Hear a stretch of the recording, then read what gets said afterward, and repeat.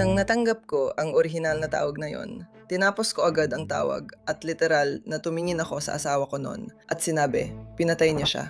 Alam ko agad. Nakumpirma ang pinakamalaking takot ng isang ina nang mapatunayang nagkasala ang bagong asawa ng kanyang anak sa pagpatay sa kanya sa kanilang apartment sa Alaska at itinapon ang katawan sa isang kanal ng paagusan ng tubig ulan. Napatunayan naming hurado na nagkasala si Zariah Hildebrand. Nakausap ko si Soraya Barney, ina ni Hildebrand, matapos ang hatol at tinanong siya tungkol sa kakaibang asal ni Zariah Hildebrand sa loob at labas ng witness stand. Plano kong itago ang bangkay ng asawa ko at linisin ang dugo sa Hudson at paligid nito. Maligayang pagdating sa sidebar mula sa Law and Crime. Ako si Jesse Weber. Nga pala, kung nanonood ka nito at mahilig ka sa paggawa ng content o nagpo-post ka sa social media, baka nagtataka ka kung paano namin naibabahagi agad ang lahat ng mga clip na ito sa iba't ibang stories. Well, gumagamit kami ng tinatawag na Opus Clip. Ang Opus Clip ay AI editor na nagpapadali sa pagputol, paggawa at upload ng video sa anumang platform. Gumagawa rin ito ng B-roll gamit ang AI. Inayos nito ang framing ng footage at nililinis ang audio. Madali lang, bisitahin ang opus.pro o opus.pro/sidebar. Mag-sign up ka, mag-upload at sa loob ng ilang minuto, magkakaroon ka na ng mga perpektong na-edit na clips na handa nang gamitin para sa TikTok, Shorts at Reels. Ang Opus Clip talaga ang iyong one-stop shop. Dahil sa Opus Clip, kaya ng aming mga producer na agad magbigay ng viral na updates mula sa korte.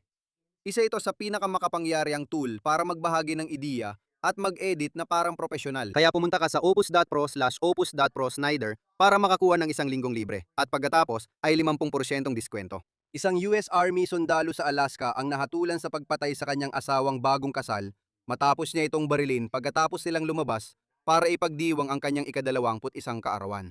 Natuklasan ng hurado na guilty si Zariah Hildebrand sa mas mababang sakdal na second-degree murder matapos ang 10 oras na deliberasyon.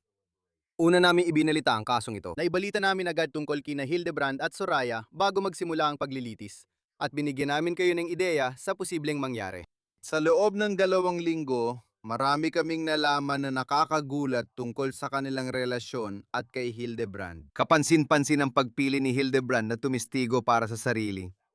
Ibinunyag niya lahat mula sa panloloko sa asawa hanggang sa mga kahina-hina lang paghahanap sa telepono. Noong Agosto 2023, iniulat ni Hildebrand na nawawala ang asawang si Soraya, 21 taong gulang. Ang mag-asawa, parehong mula sa militar, ay kakakasal lang noong Disyembre. Nagsilbi si Hildebrand sa 11th Airborne Division sa Joint Base Elmendorf-Richardson. Miyembro si Soraya ng Alaska Army National Guard bilang combat medic at nagtrabaho sa Bread and Brew na restaurant. Dumating ang Sabado, Agosto 5. Lumabas sila kasama ang barkada para sa ika-21 kaarawan ni Zariah Hildebrand. Hindi siya pinapasok sa bar dahil lasing na, kaya umuwi ang magkasintahan sa apartment nila. Ayon sa mga investigador ng prosekusyon. Kinabukasan, Linggo, dapat sanang papasok si Soraya sa kanyang trabaho sa restaurant. Ngunit hindi siya nakarating. Sa huli, inireport ni Hildebrand na nawawala siya noong Lunes. Maraming parte ng kwentong ito ang hindi nagtutugma. Halimbawa, ayon kay Hildebrand, nang umalis si Soraya sa apartment at piniling maglakad kaysa magmaneho, iniwan niya ang cellphone niya. Nakatanggap ang mga katrabaho ni Soraya ng text mula sa kanyang cellphone na magpapaalam siya dahil may sakit. Paano niya naipadala yon kung paalis na siya at naiwan ang cellphone sa apartment? Ayon sa reklamong kriminal, itinanggi ni Hildebrand na siya ang nagpadala ng text. Ngunit hindi niya naipaliwanag kung bakit tugma ito sa oras na binanggit niya sa pulis. Ilang grupo ng mga tagahanap ang nabuo na binubuo ng mga miyembro ng militar, mga voluntaryo mula sa komunidad, at ang nanay ni Soraya, si Meredith Barney, na sumama rin sa paghahanap. At nagkaroon din kami ng pagkakataon na makausap siya. Mula iparirinig ko sa inyo ang panayam na yon. Pero si Hildebrand ay sumama rin sa paghahanap. At yun din ay isa pang kawili-wiling bahagi tungkol doon. Dahil sa pagbalik tanaw, nagpatoto ang mga saksi na hindi siya nag-react sa sitwasyon sa parang inaasahan mong gagawin ng isang asawa sa ganoong sitwasyon. At matapos ang ilang araw, isang drone operator na nagsusuri sa lugar mula sa itaas ang nagturo sa mga tagahanap papunta sa isang storm drain. Natagpuan doon ang bangkay ni Soraya na nakasiksik sa loob, may tama ng bala sa ulo, ayon sa autopsy. Sa mga pambungad na pahayag sa paglilitis, sinabi ng taga-usig na nag-away ang mag-asawa pagbalik sa apartment dahil nalaman ni Soraya na may ibang babae si Zariah Hildebrand. Sabi ng prosekusyon na uwi sa pagpatay ang kanilang alitan. Ngayon, kakaiba ang ginawa ng depensa. Inamin nila na nilinis ni Hildebrand ang dugo at itinago ang katawan ni Soraya, pero hindi niya ito pinatay. Hindi, iginiit ng kanyang mga abogado na si Hildebrand ay lasing, pagod, nakatulog at nagising na lang na patay na ang kanyang asawa dahil sa aksidenteng sariling putok ng baril. Iyon ang teorya ng depensa. Ngayon, ipaparinig ko sa inyo ang buong panayam na ito, pero gusto ko munang iparinig sa inyo ang isang bahagi nito. Nakapanayam ko si Meredith Barney, nanay ni Soraya, at tinanong ko siya tungkol kay Zarius Hildebrand. Kung anong klase siyang tao, paano siya umasta matapos mawala ang kanyang bagong asawa, at anong kaulugan ng hatol na guilty sa paghahanap niya ng hustisya. May ilang beses na dapat sana kaming magkita niya pero bigla siyang nawala or may dahilan siya. Umabot sa punto na ako at ang kapatid ko ay nagpasya na maghanap sa gubat. Sabi niya, "Huwag kayong pumunta nang wala ako. Kukunin ko munang baril ko bago tayo umalis." At sabi namin, hindi na lang. Ayos lang kami. Hindi namin kailangan na samahan mo kami na may baril, 'di ba? Kasi may kutob na talaga ako noon. Kaya lahat ng mga ginawa namin ay galing sa pananaw na yon. At alam mo, kailangan ko rin manatiling kaibigan niya, 'di ba? Iyon siguro ang pinakamahirap. Kailangan kong subukang manatili sa tabi niya. Maramdaman niyang may sumusuporta sa kanya. Kung sakaling may masabi siyang hindi niya sinasadya. At subukang maging kaaya-aya at sumusuporta sa kanya. Kahit paano, wala talaga akong tiwala sa sinabi niya. Kaya nung sumama kami ng kapatid ko sa search party, kasama siya, hinayaan namin siya mamuna para makita kung saan niya kami hindi dadalhin. Pero sa totoo lang, walang nagbago sa akin. Hindi na maibabalik ang anak ko o maibsan ang nararamdaman ko. Ibig lang sabihin nito ay mananagot siya. Pero hindi naman nagbabago ang buhay ko. Wala pa rin siya. Sige, kaya muli. Magkakaroon pa tayo ng higit pa mula sa napaka-emosyonal na panayam na yon maya-maya lang. Bago tayo tumuloy, gusto ko munang kalakayin ang isa sa pinaka-hindi inaasang bahagi ng paglilitis. Piniling tumistigo ni Zarius Hildebrand para sa sariling depensa. Isang opsyon na laging nasa akusado kung gagawin niya o hindi. Ngunit inilantad siya nito sa matinding cross-examination ng prosekusyon. Sa direct examination, habang tinatanong siya ng abogado ni Hildebrand tungkol sa kanyang pagkabata, foster care at kasaysayan sa alak, ito ang sinabi niya. Sabi mo, kapag sobra kang uminom, minsan nagba-blackout ka. Naalala mo ba yon? O naalala mong nagising ka na lang at hindi mo alam kung ano ang nangyari? Pinanood mo na ba ang mga video ng sarili mo na gumagawa ng mga bagay na hindi mo maalala na ginawa mo? Paminsan-minsan, oo. Madalas kong tinitingnan ang cellphone ko pagkagising na hindi ko maalala ang nangyari kagabi. Routine ko na ito.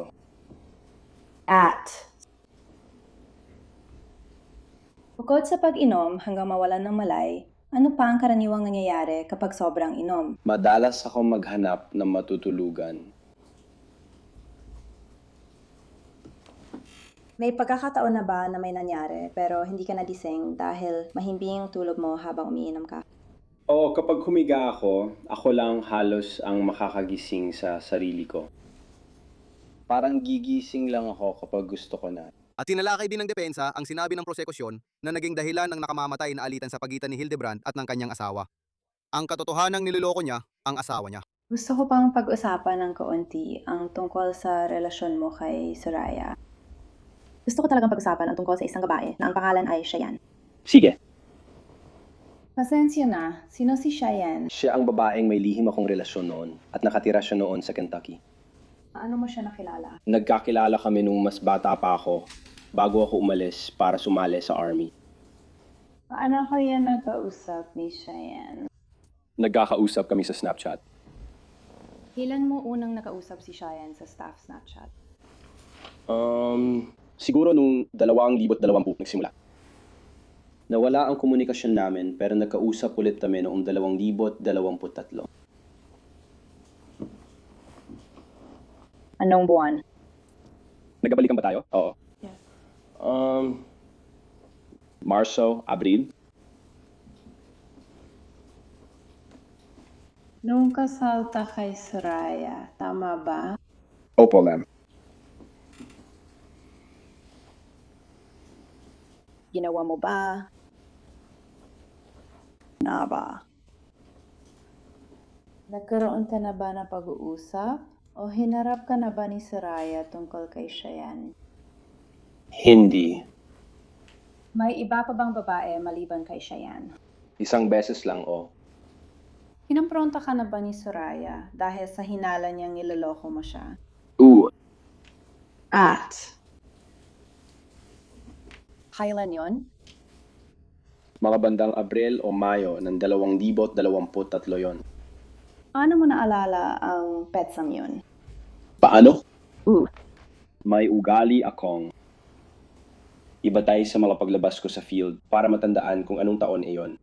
At kakagaling lang namin, kakabalik lang namin mula sa field. Kailan ka huling pumunta sa field noong 2023? Hulyo ng 2023. At bago ang field training noong Hulyo 2023, kailan ang huling beses na lumabas ka bago iyon?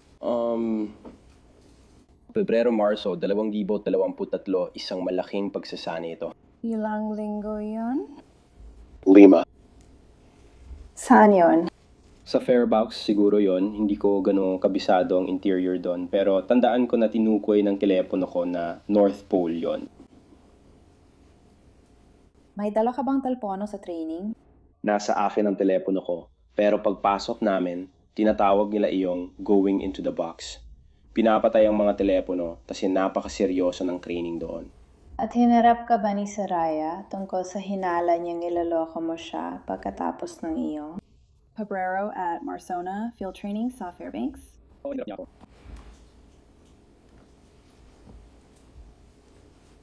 Ano naging takbo ng usapan ninyo? Gusto lang talaga niyong malaman kung ano ang nangyayari at bakit. At yung mga normal na tanong na bakit mo ako niloloko. Nakakaramdam ka ba ng guilt? Ooh. Sabi mo, tuloy pa rin ang usapan niyo ni Cheyenne. Oo, ginawa ko. Bakit mo ginawa yon? Pakiramdam ko kasi magiging kahina-hinala kung hindi ko na lang siya biglang kinausap. Kaya sinugukan kong dahan-dahanin ang paglayo. Sa ganung paraan, hindi masyadong kahina-hinala para kay Cheyenne. Alam ba ni Cheyenne na kasal ka na? Sa palagi ko, hindi. Si Hildebrand ay umamin sa witness stand na naghahanap siya ng pornografiya o bumibisita sa mga ganitong website gamit ang kanyang telepono matapos matagpuan ang kanyang asawa. Gusto kitang tanungin tungkol sa mga narinig namin sa paglilitis na may kinalaman sa paggamit mo ng telepono. Opo, ma'am.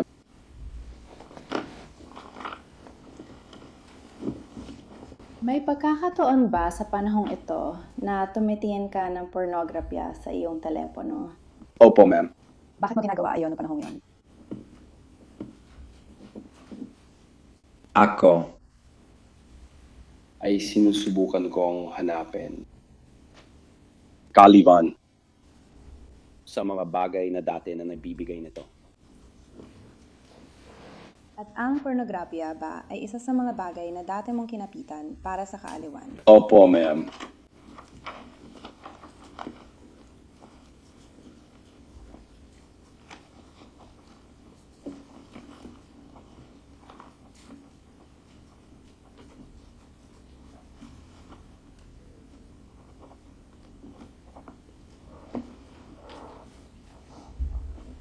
Ang alak ba ay isa rin sa mga bagay na dati mong kinapitan para sa kaaliwan?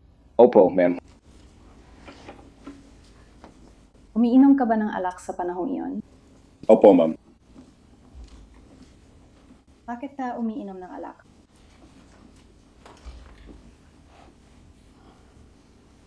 Ayoko lang talagang maging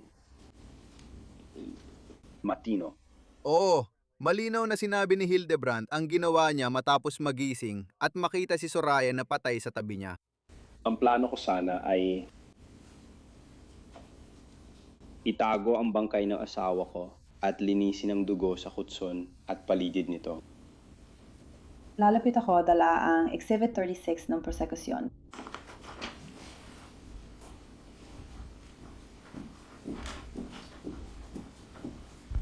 Alam mo ba ang estado nila noon? Opo, ma'am. Ano yun? Resibo ito mula sa Fred Myers para sa mga binili ko. Ano ang binili mo? Hydrogen peroxide, deodorant, isang spray bottle, at saka Q-tips. Para saan mo binili ang mga bagay na iyon? Yung hydrogen peroxide at sprayer ay para makatulong sa paglilinis ng paligid at ng kutson.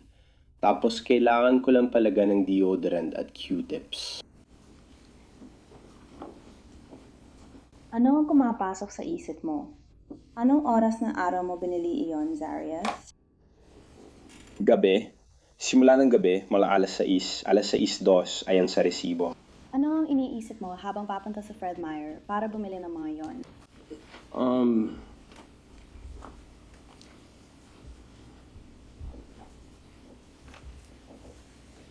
Marami.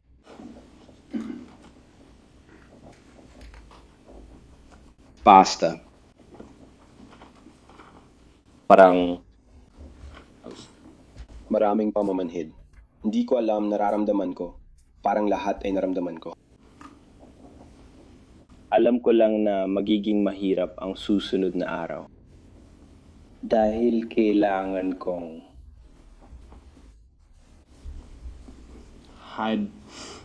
itago ang katawan ng asawa ko at pagkatapos ay linisin ang paligid ng aming kwarto. At alam ko lang na hindi ito magiging madali. Parang sa isip ko, alam kong magiging mahirap ito. Saan ka nagpunta pagkatapos mong pumunta sa Fred Meyer? Sa tingin ko, bumalik ako sa apartment ko. At ano ang ginawa mo? Nung mga oras na yon, nagsimula na akong maghanap.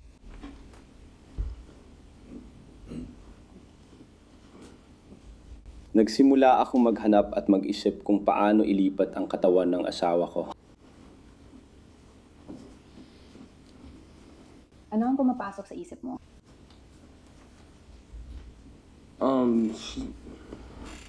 Naalala kong nasusuka ako. Naalala ko nakaramdam ako ng guilt, yeah. Sobrang gaya ng sinabi ko, nagdulot ito ng napakaraming emosyon na parang lahat sila ay nagpamanhid sa akin. Naramdaman mo bang mag-isa ka? Oo, pakiramdam ko, wala na akong kahit ano. Wala na akong kahit sino.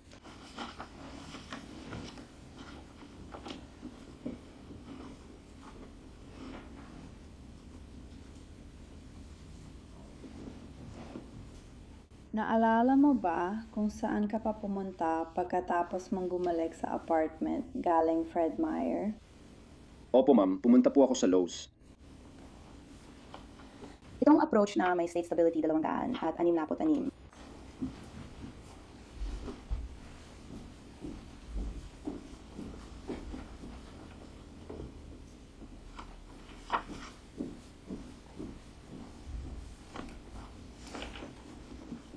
Pasensya na, nakikilala mo ba ang exhibit na 266?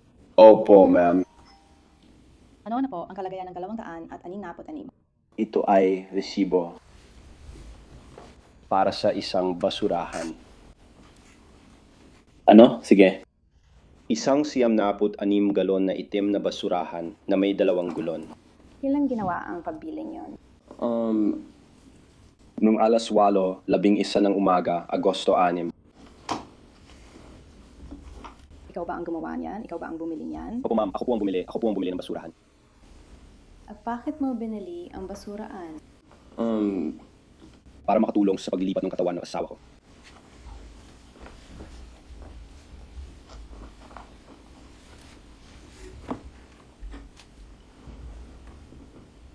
Manhid ka pa rin ba sa mga oras na ito? Di ko sure kung manhid ang tamang salita, pero mas akma sigurong tawaging matinding bugso ng emosyon ito. At ikaw, umuwi ka ba? Opo ma'am. Pagkatapos mong pumunta sa Lowe's, Opo ma'am. ano ang sinimulan mong gawin? Ako. Sinimulan kong dinisin ang aking apartment. Ang apartment mo? Opo ma'am. Saan ka nagsimulang maginis? Sa paligid ng kama muna. At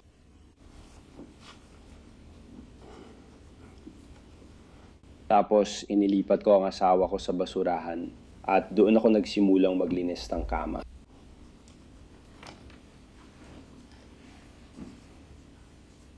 Ano ang naramdaman mo nung sandaling iyon, Darius? Pakiramdam ko napakabastos noon. Bastos lang talaga. At sa puntong yon, nagsisimula na akong mainis sa sarili ko. Basta. Kasi kawalang galang, galit, tapos mas matinding hiya at pakiramdam ng pagpetaksin. Pero pagkatapos ay dumaan ka sa cross-examination. Sa cross-examination, napaamin ng piskal si Hildebrand ang isang napakahalagang bagay, na hindi siya sigurado kung siya nga ba talagang pumutok ng baril o hindi. Nagpatotoo ka na gumawa ka ng isang detalyadong kasinungalingan tungkol sa pagkawala ng iyong asawa at sinabi mo sa lahat na nawawala siya dahil kung hindi, iisipin ng mga tao ang pinakamasama. Opo, ma'am. Ano ang pinakamasama? Ang sitwasyon ko ngayon, Ano ang pinakamasama? makulong.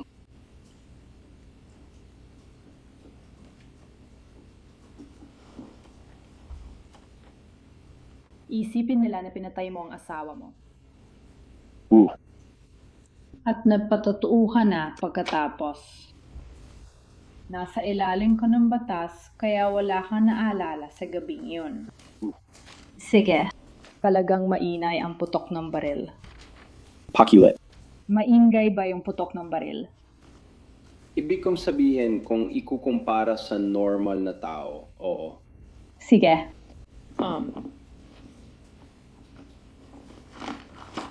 Anong ibig mong sabihin sa normal na tao? Para sa isang taong hindi nagpaputok ng artilyera, sabihin nating malakas ang tunog ng 9mm, pero At natulog ka sa tabi ng asawa mo? hindi ko masasabi ng sigurado kasi hindi ko na maalala. Sige. Wala kang alam sa nangyari hanggang sa sumunod na umaga. Opo, ma'am. Kahit na yung kapitbahay na mas malapit, alam mo, mga 80 talampakan ng layo, ay narinig yung putok ng baril na yon. Anong direksyon ang tinutungaw mo? Kwarto. Sige. Paano mo nalaman, Gino, na hindi ka niya hinarap tungkol sa mga mensahe sa Instagram at Snapchat? Hindi mo tinutok ang baril sa ulo niya at sinabing papatayin mo siya. Paano mo alam na hindi mo pinindot ang gatilyo? Hindi ko alam. Hindi mo alam. Hindi po, ma'am. Gusto mong paniwalaan ng hurado na siya ang gumawa nito sa sarili niya? Who told Poe? Abalone. Hindi po ako ang magpapasya kung ano ang paniniwalaan ng hurado. Sige, kahit na masaya naman siya sa inyong pagsasama, oo. At nagpaplano para sa kanyang kinabukasan. At ang iyong kinabukasan. At sinubukan kong magkaroon ng magandang gabi kasama ka sa iyong kaarawan at pinatawad na kita noon sa pangangaliwa mo sa pamamagitan ng mga text message. Tama ba? Sige. Kaya hindi mo alam kung hindi mo siya napatay. Pwede mo bang ulitin ang tanong na yan? Hindi mo alam kung hindi mo napatay.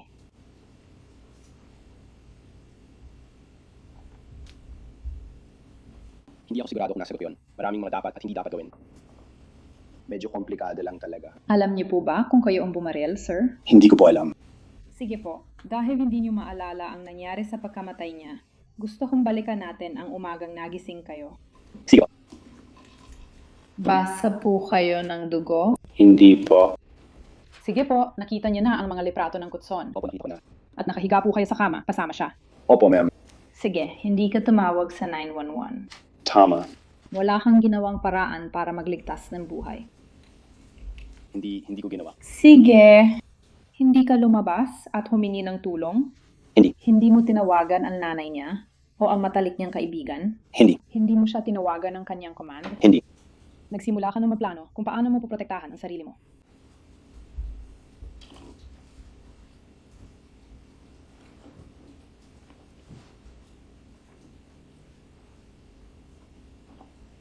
Hindi ko sasabihin ng ganun pero Nagsimumula kang magplano kung paano mo ililigpit ang kanyang bangkay. Nagsimula akong maplano kung ano ang susunod kong gagawin. 12 tao ang bumubuo ng hurado at sila ang inatasang magpasya kung si Zarius Hildebrand ay may sala o walang sala. May 4 siyang kaso. 2 pakikialam sa ebidensya, isang first-degree murder at isang mas mababang kasong second-degree murder. Pagkatapos ng halos 10 oras na deliberasyon, naglabas ng hatol ang hurado. Ginoong Hill, ang kayumanggi, pakitayo po. Sa usapin ng Estado ng Alaska laban kay Zarius Hildebrand, kami, ang hurado, ay nagpasya na ang akusadong si Zarius Hildebrand ay hindi nagkasala ng murder in the first degree gaya ng isinampa sa bilang isa. Kami, ang hurado, ay nagpasya na ang akusadong si Zarius Hildebrand ay nagkasala sa mas magaan na kasong murder in the second degree gaya ng isinampa sa bilang isa. Nagpasya ang hurado na si Zarius Hildebrand ay nagkasala ng second-degree murder sa bilang 2. Nagpasya ang hurado na nagkasala si Zarius Hildebrand sa pakikialam sa pisikal na ebidensya sa bilang 3. Nagpasya ang hurado na si Zarius Hildebrand ay nagkasala ng pakikialam sa pisikal na ebidensya ayon sa bilang 4. Walang masyadong reaksyon si Hildebrand nang basahin ng hukom ang hatol. Nakatayo lang siya at mabilis kumukurap. Nakatakda na ang kanyang sentensya sa Oktubre 23 at ayon sa batas ng Alaska, maaari siyang makulong ng 15 hanggang 99 na taon. Tulad ng nabanggit ko, nakausap ko ulit si Meredith, nanay ni Soraya. At ito ay isang panayam na talagang nagbigay linaw sa maraming dahilan. Dahil pinag-usapan niya ang iba't ibang aspeto ng kasong ito. At higit pa rito, pinag-usapan niya ang kanyang anak na babae at ang bigat ng pagkawala nito sa komunidad, sa kanya, sa mga kaibigan at sa pamilya. Mahalagang pag-uusap ito. Panoorin ninyo. Meredith, salamat sa pagpunta at ikinagagala kitang makilala. Lubos akong nakikiramay sa iyong pagkawala at sa pinagdadaanan ninyo ng iyong pamilya at sa patuloy ninyong pagharap dito. Alam kong sariwa pa ito dahil nag-uusap tayo ngayon pagkatapos mismo ng hatol. Gusto ko magsimula dyan. Anong masasabi mo? Ibig ko sabihin, halos ganun na rin ang inaasahan ko. Sa tingin ko, mahirap patunayan ang murder 1 sa ganitong kaso. Kaya inaasahan ko na murder 2 ang magiging kaso based sa ebidensya. Pero ang totoo, wala namang nababago para sa akin, 'di ba? Kasi hindi naman ito maibabalik ang anak ko or mapagaan ang pakiramdam ko. Ibig sabihin lang nito ay mananagot siya. Pero pareho pa rin ang buhay ko. Wala pa rin siya.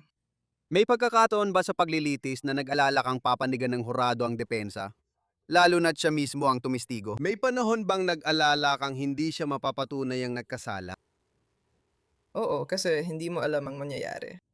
Nasa ibang tao na. Isang tao lang ang kailangan para mabigong magkaisa ang hurado. Kaya laging may takot sa buong panahon.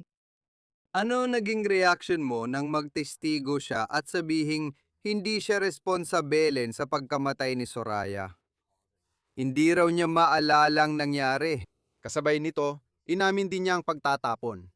Mahirap pakinggan ang testimonya niya at nakakagulat talaga.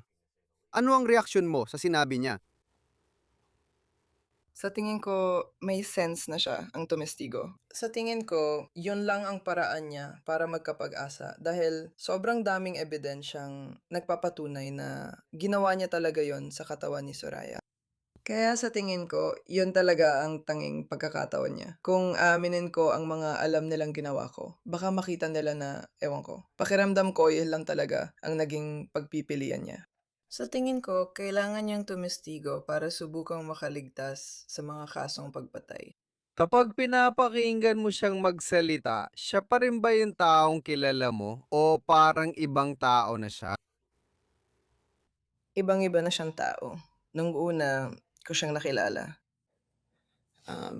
Noong Disyembre, bago niya siya pinatay, mas masayahin siya, mas palabiro. Nung nasa witness stand siya, sobrang lamig at kalkulado ang kilos niya. Parang naalala ko nung una nung tumawag siya sa akin at sinabi niya nawawala si Soraya. Sobrang lamig, kalkulado at parang walang emosyon, parang scripted lahat ng sinasabi niya, gaya ng naging testimonya niya. At ganun ang pakiramdam ko nun. Wala talagang naramdaman dun. Mukhang ensayado. Nakatingin ka ba sa kanya? Tumingin ba siya kahit saglit? Talagang hindi. Napansin ko na paminsan-minsan ay sumusulyap siya, pero hindi yung diretsahang tumingin sa mukha ko. Hindi. Ano ang pakiramdam ng pagdaan doon? Ano ang pakiramdam ng pagdaan sa ganitong paglilitis at marinig ang napakahirap na testimonya tungkol sa nangyari sa iyong anak na babae? Lahat mula sa, alam mo na, ulat medical hanggang sa mga saksi at sa kanyang testimonya. Iniisip ko na ibang-iba talaga ang antas ng emosyon dyan. Kung maaari mong ibahagi kung ano ang pakiramdam yon.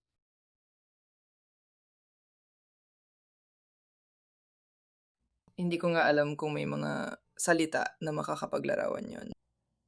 Isa itong parang hindi ka pani-paniwalang karanasan. Ibig ko sabihin, mula pa sa simula, ganito na talaga ang lahat ng ito. May mga pagkakataon na mapapaisip ka, Diyos ko, ito na ba talagang buhay ko ngayon? Nangyayari ba talaga ito sa akin? O parang pakiramdam mo na parang nasa isang palabas ka sa TV, nandito ang mga eksperto na saksi at sobrang talino nila at ang galing nilang magsalita. Parang sandaang beses ko na ito nakita sa mga palabas sa TV, di ba? Totoo na ba talaga to? Nangyayari na ba to? May mga antas ng paglalayo at pagdiskonekta sa sarili habang dumadaan sa proseso para kayanin manatili sa ganoong sitwasyon. Pero may maganda ring bahagi doon, yung marinig ko ang mga tao na nagsasalita tungkol sa anak kong babae at yung naibabahagi nila ang mga karanasan nila tungkol sa kanya. Yun ay palaging magiging espesyal para sa akin. Kaya parang may kagandahan sa gitna ng bangungot pero parang hindi ka pani-paniwala. Mahirap talaga. Hindi ko alam kung kaya ko pang magtagal ng isa pang araw sa ganitong sitwasyon na puno ng emosyonal na roller coaster at hindi alam ang mangyayari pero mahirap talaga. Ano ang mga natanggap mong reaksyon? Marami kang naririnig na sobrang taas ng tingin ng mga tao kay Soraya. Nagpakita ba ng suporta sa iyo ang komunidad, mga kaibigan at pamilya mo? Ano ang naging sistema ng suporta mo? At alam mo, naririnig mong napakaraming taong nagsasalita tungkol sa anak mo nang may labis na pagmamahal na, alam mo, kahit ako na nagbabasa lang tungkol sa kanya, parang napakakahanga-hanga niyang tao. Nagulat ka ba nang malaman mo ang ibang bagay tungkol sa kanya? Alam mo, nakatanggap ka ba ng napakaraming suporta? Kumusta ang naging karanasan mo doon? Nakakuha ako ng maraming suporta. Maswerte ako dahil nandito ang dalawang pinakamalapit kong kaibigan, pati na ang mga magulang, mga kapatid, at anak kong lalaki sa buong panahon. Pinalampas niya ang mga araw na ipinapakita ang mga larawan. Pero napakaraming tao ang nag-aabot ng tulong, kahit yung mga hindi ko kilala. Ibig kong sabihin, simula pa lang, mula nang nagsimula ang lahat, napakaraming suporta at napakaraming tao ang nagpakita ng malasakit sa akin at sa pamilya ko. Ang ganda, ang ganda. Kumusta si Soraya? Alam mo, minsan nakakalimutan na yon sa mga ganitong kaso. Sobrang daming usapan tungkol sa paglilitis, ebidensya, depensa, at mga argumento. Nawawala na kung sino talaga yung taong nawala sa amin. Ano ba siyang tao? Anong gusto mong malaman ng iba tungkol kay Soraya? Ibig kong sabihin, napakagaling niya. Sobrang saya niyang kasama. Sobrang maunawain at mahabagin siya. At siya talagang determinado at gustong may marating sa buhay. Sobrang lapit niya sa pamilya namin. Parang sobrang ipinagmamalaki ko siya. Hindi naging madali ang buhay niya, pero palagi pa rin siyang masaya, laging handang tumulong sa iba, laging tumatawa, at palaging sinusubukang maging masaya. Kapag kasama mo si Sray, alam mo mag-enjoy ka talaga. Mukha siyang hindi lang mabuti at masayahing kasama, gaya ng sabi mo, kundi determinado rin. Kumusta ang relasyon nyo? Talagang malapit kami sa isa't isa. Nabuntis ako sa kanya nung 17 ako, kaya talagang naging malapit kami. Parang sabay kaming lumaki, kaya talagang napakalapit ng connection namin sa isa't isa. Sobrang kagaya ko siya at nakakatakot yun pero sabay rin akong natuwa. Naalala mo ba ang huli ninyong usapan? Oh, nakausap ko siya nung gabing lumabas sila para sa kaarawan niya at nagkukwentuhan lang kami tungkol sa sinasabi niya sa akin na excited siya. Um, Siya talagang gustong-gusto niyang makuha yung pickle rack na yon. Kaya ang dami naming napag-usapan tungkol doon at sobrang excited siya dahil pinag-usapan namin ang mga gusto niyang gawin. May plano kaming pumunta sa Alaska makalipas ang 2 linggo para sa birthday ko at magpalipas ng 1 linggo kasama siya. Kaya marami kaming napag-usapan tungkol sa gagawin namin at sa mga restaurant na gusto niyang dalhin kami. Sobrang excited kami. Sa huli naming usap, dama ko ang excitement niya at marami siyang inaabangan. Alam mo yan, parang normal lang na usapan namin pero ramdam mo talaga na excited kami. May nabanggit ba siya noon na may problema sila ni Zarius? Ibig ko sabihin, may sinabi ba siyang ganito? Ang tanging bagay lang na alam ko ay minsan niyang ibinahagi sa akin ang tungkol sa isang nangyari sa pamilya niya at talaga na nagalit si Zarius sa kanya tungkol doon. Pero sinabi niya sa akin na napag-usapan naman nila ito. Pero iyan lang talaga ang tanging bagay na naikwento niya sa akin. Paano naman ang posibilidad na may iba siyang karelasyon? Naisip ba yon o pinag-iinalaan? Hindi niya yon ibinahagi sa akin dahil alam niyang malaki ang magiging reaction ko tungkol doon. Siyempre, naiintindihan ko. Kaya sa parte ko, parang hindi na ako nagulat talaga. Pero, hindi niya talaga ito napag-usapan sa akin na lubos kong naiintindihan. Kapag sinabi mong hindi ka nagulat doon, ano ang ibig mong sabihin? May mga babalang palatandaan ka bang nakita na? Baka nasabi mo sa kanya? Um, Hindi ko naman talaga sinabi sa kanya. Para lang isa akong therapist at isa sa aking gawain ay ang paghawak sa problemadong sexual na pag-uugali. Kaya sa tingin ko, kapag nagpakasal ka ng bata pa na ganyan kabata at may kasaysayan siya ng problema sa attachment, siguradong may mga sugat sa attachment. Sa tingin ko, ganun din. Hindi na ako nagugulat mula sa clinical na pananaw. Gets mo ba? Oo, may sense talaga, sobra. Nung nagkausap tayo bago nangyari lahat ng ito, may nasabi ba siya na nagpatigil sa'yo? Yung tipong, teka, parang kakaiba yun ah. Parang may ibang side siya na pinakita. Bumabalik ka ba at tinitingnan ulit ang dati niyong pag-uusap? Hindi naman kami madalas mag-usap. Kadalasan kay Saraya lang ako nakikipagkwentuhan. Hinahanap ko rin, pero sandali lang kami nagkasama nung Pasko. Tapos, alam mo yon, may biyahe pa kami na inaasikaso nun na magtatagal ng 1 linggo. Sa totoo lang, bala ko talaga siyang kamustahin at tingnan kung kumusta na siya. Kasi sobrang bata pa niya nung nagpakasal siya. Pero gusto ko rin sanang makilala pa siya ng mas mabuti. Kasi araw-araw ko namang nakakausap si Soraya. Pero hindi ko naman siya araw-araw nakakausap. Babalikan ko lang yung una kong pag-cover sa kasong ito. At nung binabasa ko ang tungkol dito, alam mo yon, para sa akin, ang kalagang tumatak ay yung mga pag-uusap ninyo pagkatapos ng nangyari. Alam mo yon, para sa akin, napaka gusto ko sanang mas mapalawak mo pa ito. May kakaiba sa kilos niya sa ugali niya noon. Tapos, kapag binalikan mo ngayon, parang nagkunwari lang talaga siya pagkatapos mawala si Soraya, di ba? Ibig kong sabihin, pwede mo bang ikwento sa amin kung paano yung mga pag-uusap na yon? Kapag binalikan mo, sabi mo nga, parang napakalamig, parang kalkulado lahat. Ano ba ang ginagawa niya? Ano ang sinasabi niya? Parang mas tungkol ito sa mga sinasabi niya.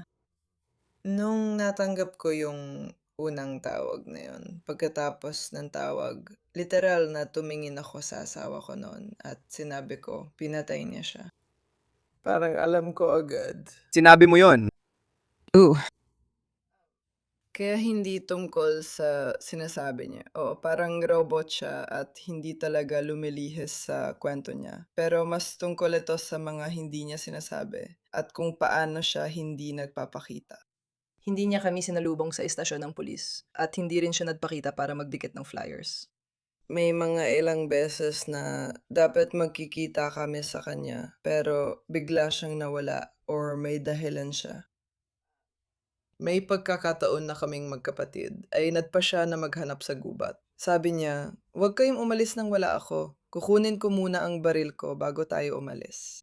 At sabi namin, hindi na lang. Ayos lang kami. Hindi namin kailangan na samahan mo kami na may baril, 'di ba? Kasi may kutob na talaga ako noon.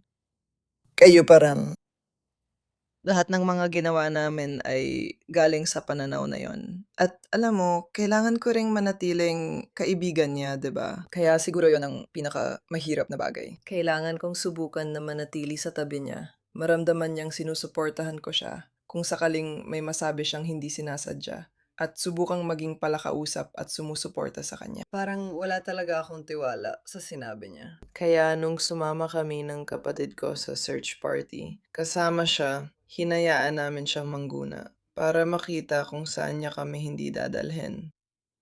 Interesting yon. Para malinaw, ayaw mo ba siyang magdala ng baril dahil nag-aalala ka para sa sarili mong kaligtasan at baka may gawin siya? 100. Kaya nung inaresto siya, hindi ka na nagulat doon. Hindi talaga. Paano ang pakiramdam na makatrabaho ang pulis at makipag-ugnayan sa mga piskal sa buong proseso? Talagang naging maayos sila. Sa totoo lang, hindi naman talaga ako pasensyosang tao. Natutunan ko talagang magpasensya sa buong prosesong ito. Pero alam mo, si Detective Clark ay napakagaling. Napakagaling niya mula pa sa simula. Si Detective Albie naman, napakahusay rin nilang dalawa. Sina Brittany Dunlop at Kayla rin ay naging maayos sa buong panahon. Naririnig ko ang kanilang dedikasyon sa paraan ng pagsasalita nila. Lagi akong maraming tanong at nais makasali sa lahat. At kahit kailan, hindi sila naiinis sa akin at sa kagustuhan kong mangalap ng datos at impormasyon. At naging maganda naman kahit nakakainis dahil sobrang tagal ng proseso. Sa tingin ko, nakakainis talaga ang proseso ng sistema ng hustisyang kriminal. Oh, 100%. Sila ay talagang. Sila ay naging mahusay. Maayos naman ang lahat. Kung maari mo siyang tanungin ng isang bagay, kung gusto mo, at magiging tapat siya tungkol dito, kung maari mo siyang tanungin at subukang makuha ang sagot sa isang bagay na gusto mong malaman, ano ang itatanong mo sa kanya kung bibigyan ka ng pagkakataon? At kung magiging bukas at tapat siya rito? Hindi ko siya tatanungin. Ayoko makarinig mula sa kanya. Alam mo, napakalungkot ng kasong ito. Pasensya na talaga sa pinagdadaanan mo, ng pamilya mo, ng komunidad, at ng mga kaibigan mo. Alam ko hindi madali pag-usapan ito pero napakatatag mo. Masaya akong nakausap kita at mas may nalaman pa ako tungkol kay Saray at mas may nalaman din ang mga nanonood tungkol sa kanya dahil minsan ay nakakalimutan yon. Nais ko ang lahat ng mabuti para sa'yo at iniisip kita sa bagong yugto ng buhay mo. Alam kong dito natapos ang kaso sa korte. Isang paraan ng pananagutan. Pero hindi nito maibabalik si Saray. Pero talagang hinihiling ko ang lahat ng pinakamabuti para sa'yo at lubos akong nagpapasalamat na pumayag kang makipag-usap tungkol dito. Oh, syempre. Salamat. At yan lang muna ang meron kami para sa inyo dito sa Sidebar mga kaibigan. Maraming salamat sa pagsama sa amin. At gaya ng dati, paki-subscribe po sa YouTube, Apple Podcast, Spotify o kung saan man kayo nakikinig ng inyong mga podcast. Mapapanood nyo rin kami sa Peacock ng NBC. Sundan ako sa X at Instagram at panurin ang show ko sa News Nation na Jesse Weber Live, Lunes-Biyernes, 11:00 PM Eastern. Kita-kits mga kaibigan!